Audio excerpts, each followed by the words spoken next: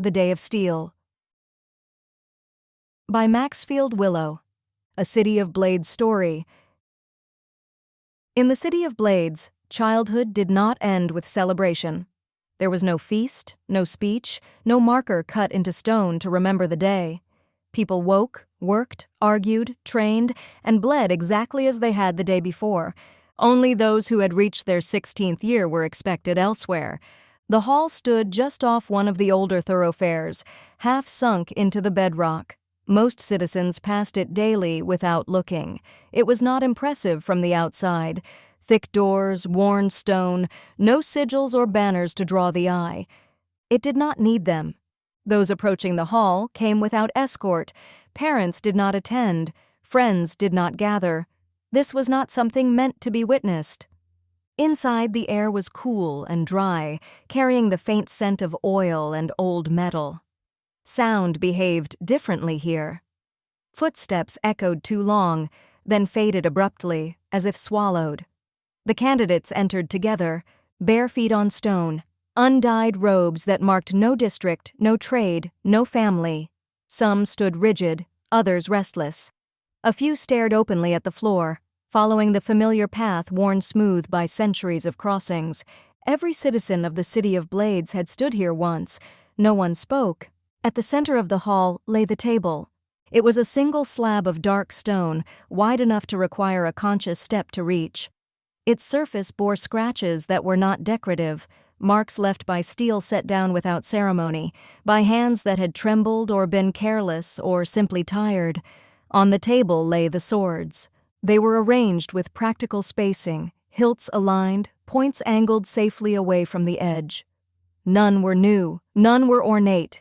Each bore signs of maintenance and use. Grips darkened by sweat, edges honed thin, guards worn smooth where thumbs had rested. They were the city's blades, not personal weapons, not symbols of status, tools entrusted to citizens who were no longer considered defenseless. A single master stood near the wall, not overseeing, not instructing, merely present, as stone pillars were present. When everyone had entered, the doors closed.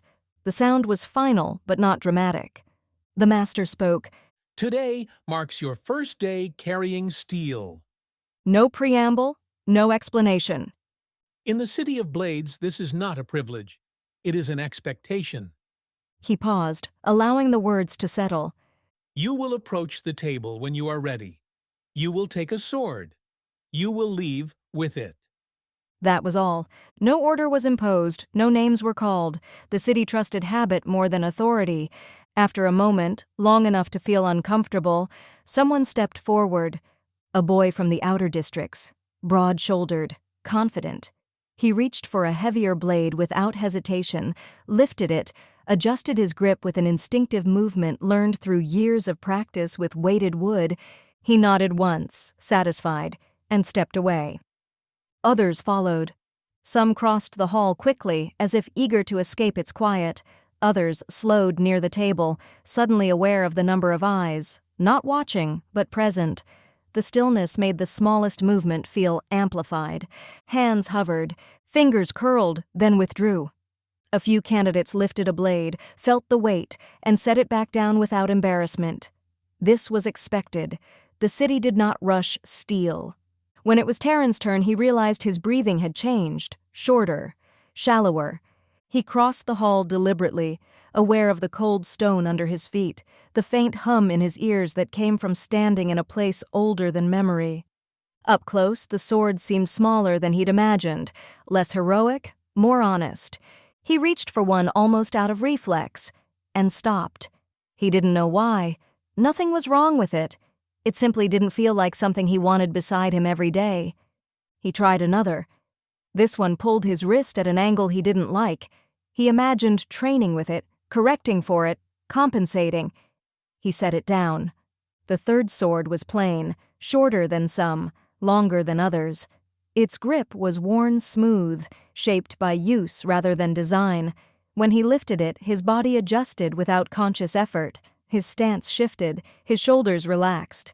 Not because it was perfect, because it was workable.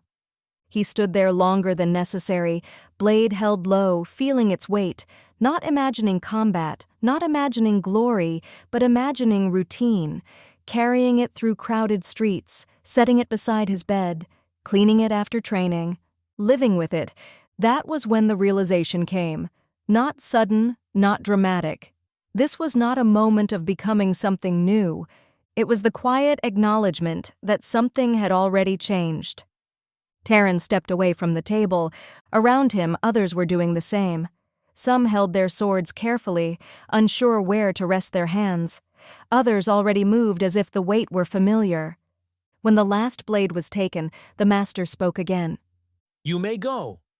No closing words, no instruction. The doors opened. Sound rushed back in, voices, metal, the endless motion of the city of blades.